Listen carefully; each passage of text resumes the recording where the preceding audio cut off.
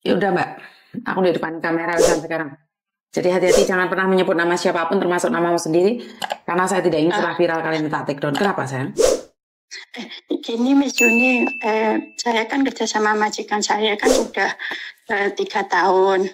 Nah, habis itu majikan saya kan nyuruh saya untuk bantu orang tuanya, maksudnya ganti kerja di rumah orang tuanya, karena anak kan udah gede kayak gitu loh. Terus di rumah kan nggak ada orang, maksudnya anaknya udah pulangnya kadang malam kayak gitu loh. Sekolah dari pagi pulangnya malam kayak gitu. Terus saya ini disuruh kerja di rumah orang tuanya kayak gitu loh.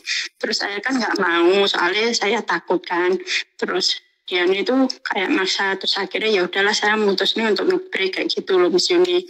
Akhirnya majikan itu bilang sebenarnya dia nggak mau ngelepasin saya. Terus setelah itu setelah kita kayak diskusi panjang kayak gitu hampir 2 minggu kayak gitu, aku ngomong ya udahlah aku tak pulang aja kayak gitu loh. Aku tak nge-break kayak gitu loh, tolonglah kayak gitu loh, aku pengen baik-baik di Hong Kong kayak gitu. Terus dia bilang ya udah kalau gitu. Dia udah bilang oke Miss. Lah terus tak kasih suratnya itu 1 bulan notis toh. Terus tak suruh tanda tangan.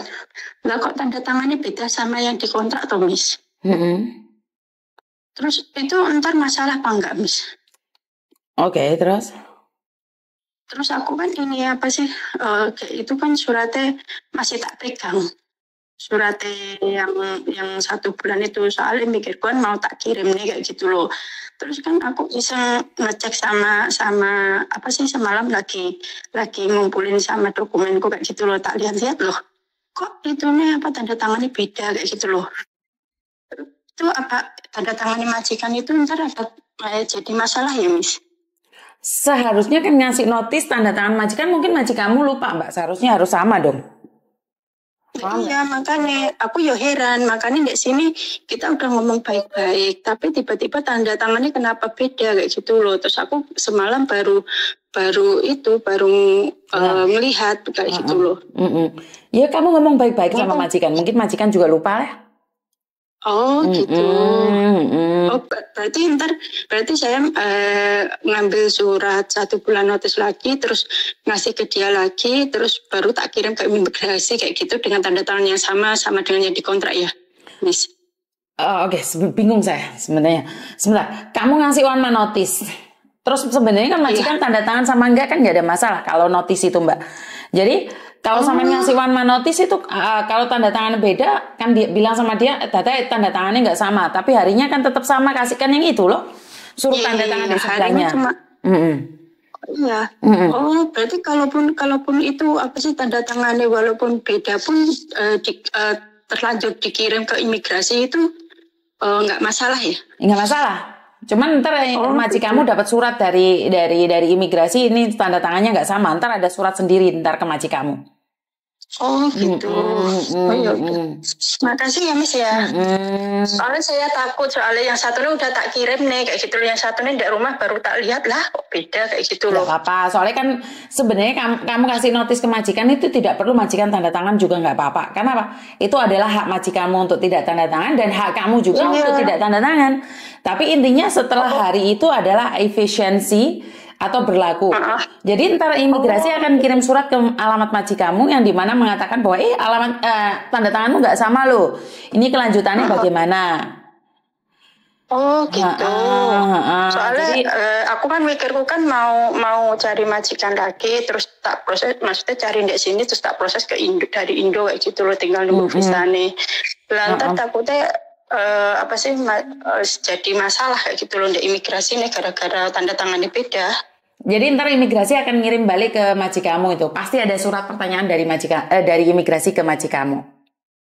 Oh, oke. Kan kamu terlanjur ngirim toh. Iya. Kalau belum ngirim nggak apa-apa, tapi kalau sudah terlanjur ngirim itu pasti ada surat balasan dari imigrasi. Jadi nggak perlu khawatir, gitu. Betul.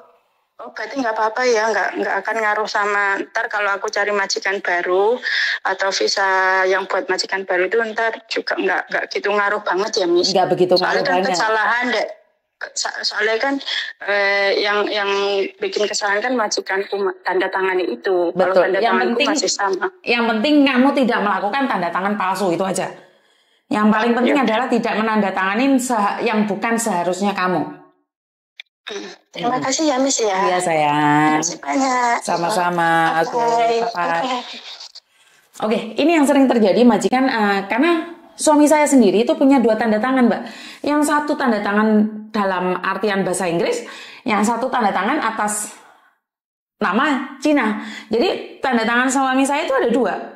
Dan kadang-kadang dia itu lupa. Karena itu saya selalu bilang mbak-mbaknya kalau surat finish atau surat interminit atau surat ngebreak, pastikan itu tanda tangannya sama dengan kontrak kerja. Jadi ini mbaknya pinter, saya merasa mbaknya ini pinter di mana dia tahu bahwa itu tidak sama dan akan terjadi sesuatu. Apakah itu akan bermasalah? Ya akan bermasalah, tapi imigrasi akan double confirm sama majikanmu sendiri. Jadi buat mbak-mbaknya yang di luar sana, ingat tanda tangan harus sama. Kalau tidak sama, itu akan terjadi kesalahan di mana imigrasi akan tulis surat lagi. Dan ini yang aneh dari beberapa yang terjadi saat mbaknya ngadain paspor itu dari pihak rentenir itu tiba-tiba kirim surat ke imigrasi. Ini sering terjadi. Bahkan imigrasi kadang-kadang approve-kan, tapi kadang-kadang tidak. Kenapa? Karena tanda tangannya nggak sama. Jadi ini suatu keanehan di mana imigrasi akan kirim balik lagi, atau keanehan, enggak juga sih, menurut saya bukan keanehan, karena memang tugas imigrasi ya, dapat surat yang tanda tangannya berbeda dan imigrasi ngirim surat balik ke majikan untuk konfirmasi tentang surat ngebreak itu.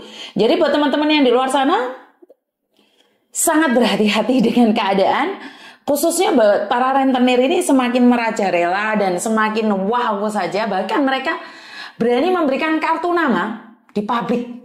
Siapa yang butuh uang bisa hubungi saya. Ini adalah kayaknya rentenir yang sudah berlabel dan rentenir yang sudah diakui. Padahal mangsanya itu sudah banyak sekali. Tapi apalah daya kalian yang datang pada rentenir dan telepon pada rentenir. Saya sempat berbicara dengan salah satu rentenir yang sekarang bermain di dalamnya. Saya tidak menyimpan nomornya, saya sebenarnya ingin ngobrol lagi sama dia, tapi karena kebanyakan telepon masuk, saya tidak bisa berbicara secara lengkap. Jadi apa yang mereka lakukan adalah, karena mereka nggak bayar, ya nggak salah dong misalnya kirim surat ke imigrasi. Cuman saya berpikir bahwa kita sama-sama orang Indonesia,